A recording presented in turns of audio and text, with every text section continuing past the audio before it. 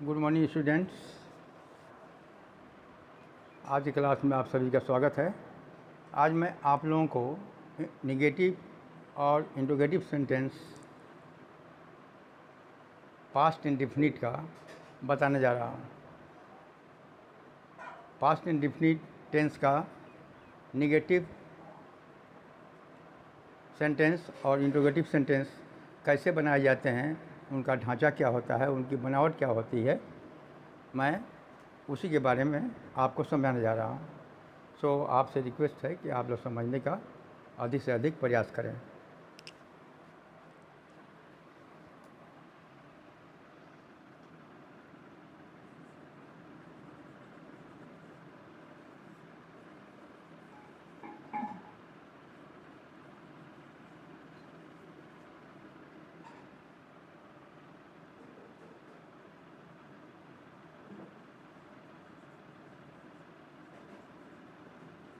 Negative and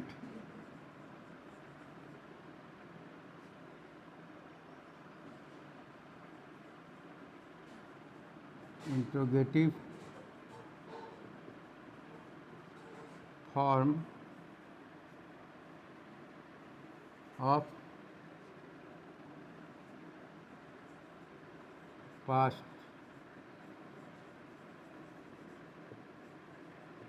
indefinite tense।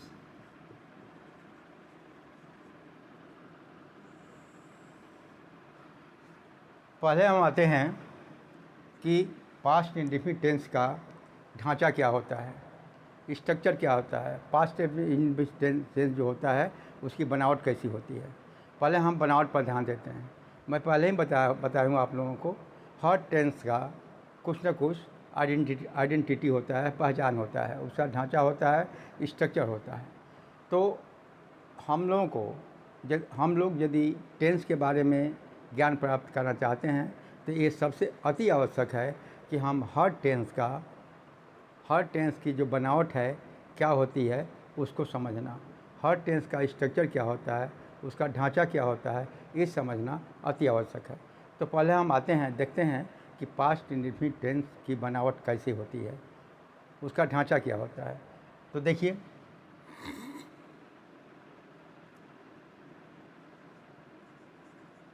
Past indefinite tense, इसका structure होता है, पहले होता है सब्जेक्ट,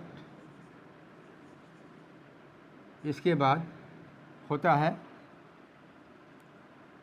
V2, इसके बाद होता है ऑब्जेक्ट। पास्ट इंडेफिनिट टेंस की बनावट जो होती है उसमें सर्वप्रथम सब्जेक्ट होता है, इसके बाद में सब्जेक्ट के साथ में जो वर्ब आता है वो वर्ब का दूसरा फॉर्म आता है। ठीक है, V2 का मतलब होता है वर्ब का दूसरा फॉर्म यानी पास्ट फॉर्म। कहा कि हर वर्ब का 3 फॉर्म होता है। पहला फॉर्म होता है प्रेजेंट टेंस का, दूसरा फॉर्म होता है पास्ट टेंस का, और तीसरा फॉर्म होता है पास्ट पार्टिसिपल का। तो पास्ट इंडेफिनिट टेंस में जो वर्ब आता है वो पास्ट टेंस में आता है, जिसे हम V2 के नाम से भी जानते हैं। तो देखिए एग्जाम्पल, देखिए क्या है इसका।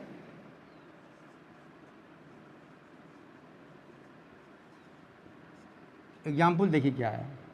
जैसे हमने लिखा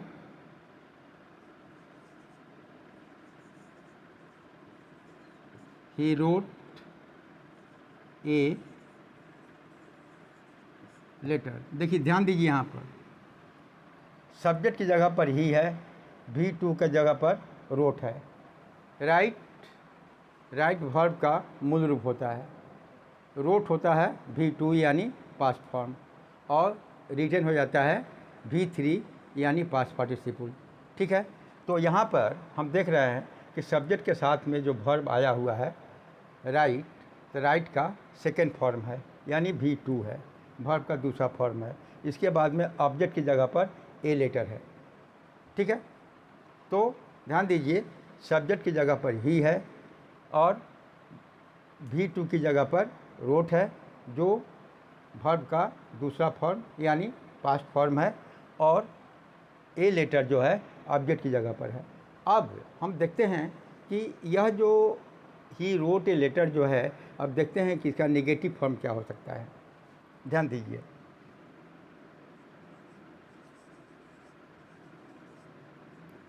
इसका नेगेटिव क्या होता है, देखिए ध्यान दीजिए।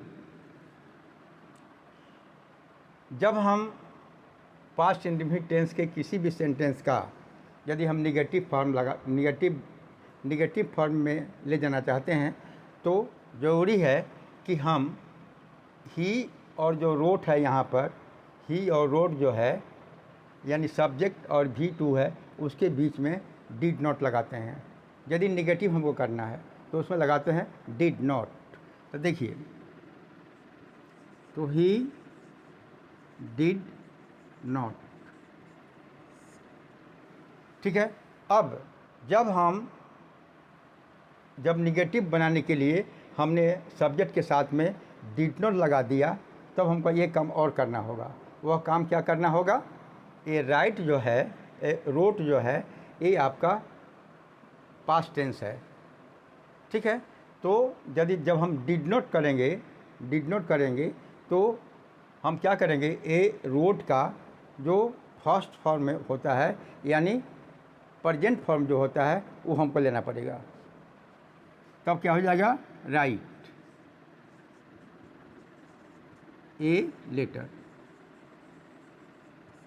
ध्यान देने की आवश्यकता है, यहाँ पर बहुत अधिक ध्यान देने की आवश्यकता है कि जब हमने डिड का प्रयोग किया, ही नॉट को छोड़ दीजिए, क्योंकि निगेटिव बनाना है तो नॉट रहेगा ही, किंतु ये जो हमने डिड का जो प्रयोग किया, जब डिड हम करेंगे तो क्या करेंगे हम कि ये जो रोट है उसका जो V1 यहाँ पर करना होगा, यानी वर्ब का जो प्रेजेंट फॉर्म होता है वो हमको दिखाना है। क्योंकि हमने डिड किया है इसलिए ये रोट का राइट हो जाएगा, और राइट जो है आपका V1 है यानी प्रेजेंट फॉर्म है, ठीक है। तो हो जाएगा he did not write letter. खूब अच्छी तरह समझ लीजिए इस बात को। यदि आप डिड करेंगे तो ये रोट का माने प्रेजेंट फॉर्म यहाँ पर रहेगा, ठीक है ना। रोट का रोट यहाँ नहीं रहेगा, रोट का प्रेजेंट फॉर्म रहेगा यानी राइट रहेगा, ठीक है। और देखिए, अब इसका यदि हम इंटरोगेटिव बनाते हैं, इंटरोगेटिव फॉर्म में ले जाना चाहते हैं, यदि हम इसको ही रोट ए लेटर, इसका नेगेटिव फॉर्म हुआ he did not write a letter, ठीक है। अब ही रोट ए लेटर का हमको इंटरोगेटिव फॉर्म में ले जाना है। तो ध्यान दीजिए, यदि हम किसी भी पास्ट इंडेफिनिट टेंस का जो ही रोट ए लेटर जो एग्जाम्पल है, जब इसको हम इंटरोगेटिव फॉर्म में ले जाएंगे तो इंटरोगेटिव फॉर्म में ले जाने के लिए हमको डिड का प्रयोग करना होगा, डिड, ठीक है। डिड लगाए शुरू में हमको, जब हम ही रोट ए लेटर का यदि हम इंटरोगेटिव फॉर्म में ले जाना चाहते हैं तो सर्वप्रथम हमें डिड का प्रयोग करना होगा। और जब डिड का प्रयोग करेंगे तो डिड के बाद में ये जो सब्जेक्ट है ही यहाँ पर आ जाएगा, तो डिड ही हो गया, ठीक है। अब जब डिड ही हो गया तो ये रोट का जो है प्रेजेंट फॉर्म आएगा यानी राइट आएगा, तो did he write a letter.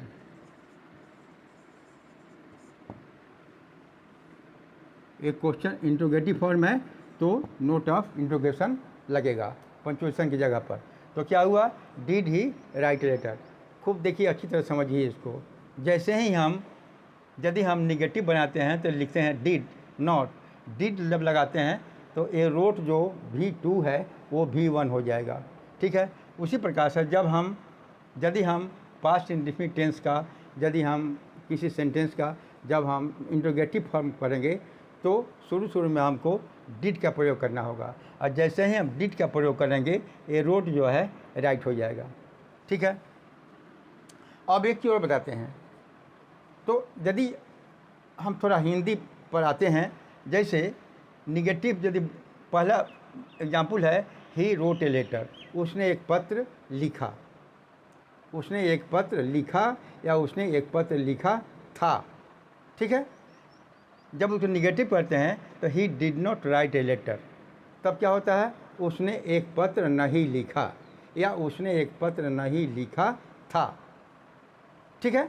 अच्छा, जब हम इंट्रोगेटिव हम जाते हैं तो did he write a letter, तब हो जाएगा क्या उसने एक पत्र लिखा था या क्या उसने एक पत्र लिखा। जब इंट्रोगेटिव फॉर्म होगा तो डिड पहले आएगा, तब इसका हिंदी मीनिंग क्या हो जाएगा, क्या उसने एक पत्र लिखा था या क्या उसने एक पत्र लिखा।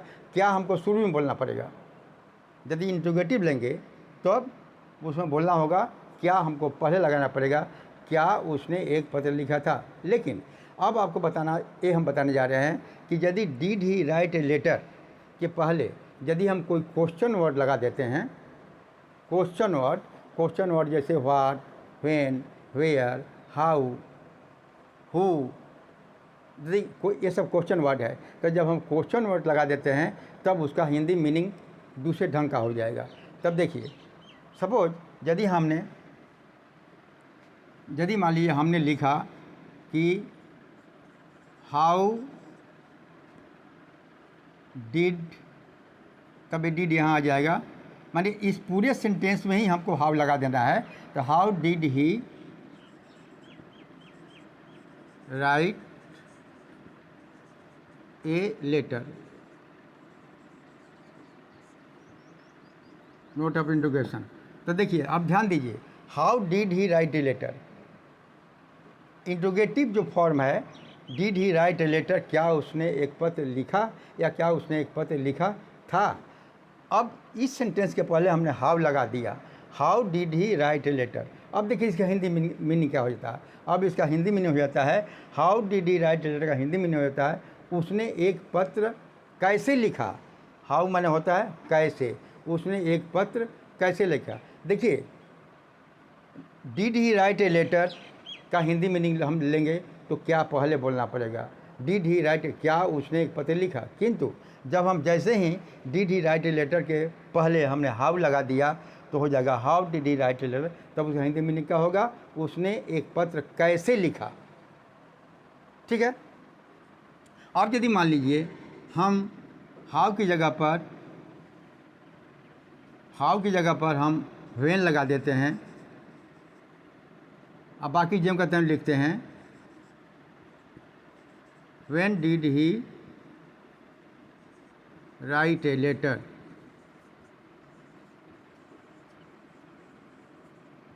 Note of interrogation. अब देखिए हाउ की जब हमने व्हेन लगा दिया तो when did he write a letter. अब देखिए हिंदी मीनिंग क्या होता है, व्हेन माने क्या होता है हिंदी मीनिंग, कब। तो when did he write a letter, उसने एक पत्र कब लिखा। How did he write a letter, उसने पत्र कैसे लिखा, हाउ का मीनिंग कैसे होता है। और when did he write a letter का व्हेन का मतलब होता है कब, उसने एक पत्र कैसे लिखा। ठीक है। तो इस तरह, तब अब देखिए ये जो how did he write a letter हुआ, ये हुआ double integrative sentence, double interrogative. ठीक है, डबल इंटीग्रेटिव हुआ। और ये क्या हुआ, ये जो हुआ when did he write a letter, ये भी आपको जो हुआ double integrative sentence, double interrogative sentence. ठीक है। तो इस एग्जाम्पल से एक बात अवश्य स्पष्ट होती है कि यदि इंट्रोगेटिव फॉर्म में हम यदि हाउ, व्हेन यदि लगा देते हैं या कोई भी क्वेश्चन वर्ड लगा देते हैं तो उसका मीनिंग में थोड़ा सा परिवर्तन होता है, लेकिन वो हो जाता है डबल इंट्रोगेटिव सेंटेंस। ठीक है। अब हम अगला एग्जाम्पल लेते हैं।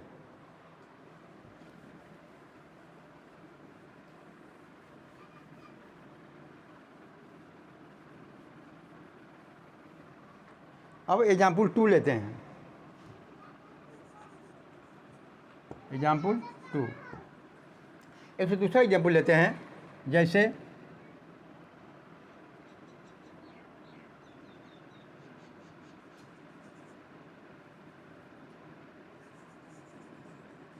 Ram went to school.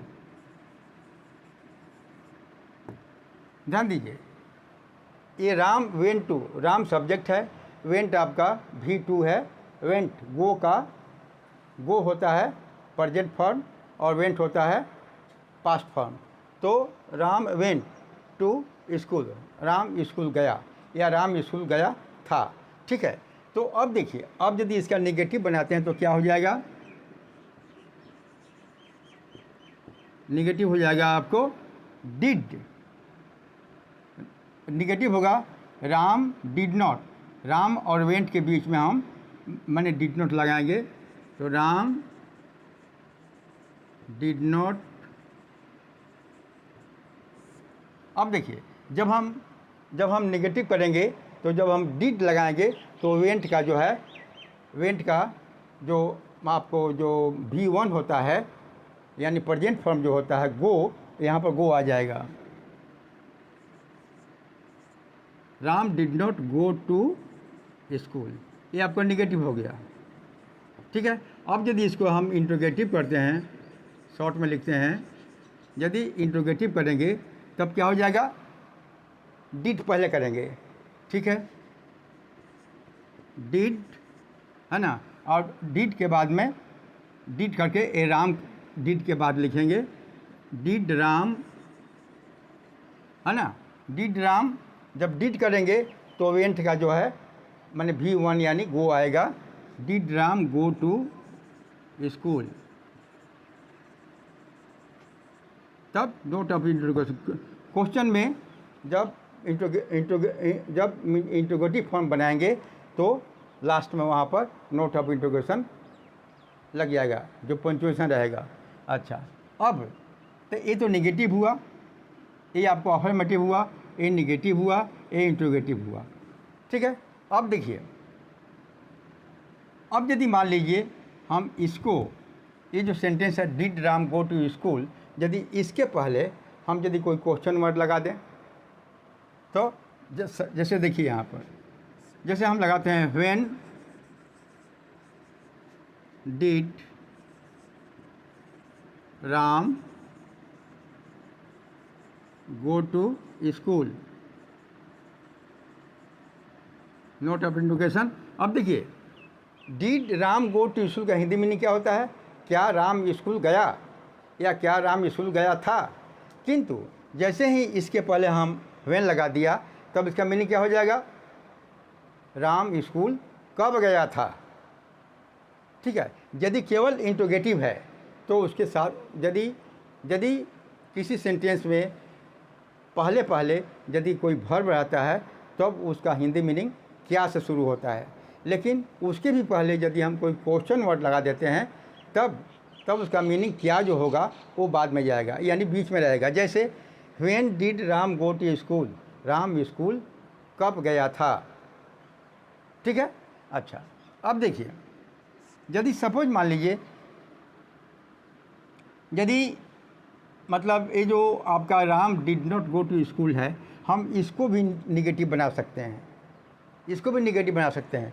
तो देखिए, अब यहाँ पर सपोज मान लीजिए हम इस निगेटिव में हम एक दूसरा लेते हैं, how did Ram go to school, note of interrogation. देखिए यहाँ ध्यान दीजिए, how did Ram go to school. अब देखिए हाउ माने कैसे होता है, तो इसका मीनिंग है डिड वर्ब पहले है तो क्या से मीनिंग शुरू होगा, क्या राम स्कूल गया था। लेकिन यदि how did Ram go to school, तब यहाँ पर मीनिंग जो है सबसे प्रमुख मीनिंग हाउ का होगा।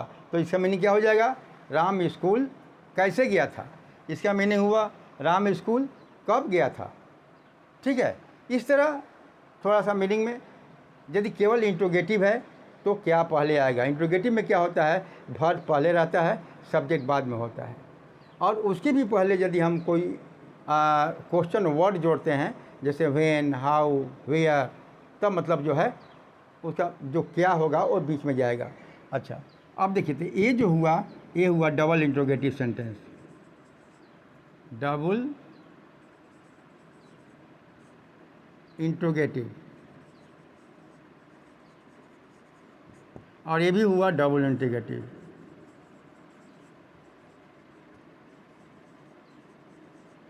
ठीक है,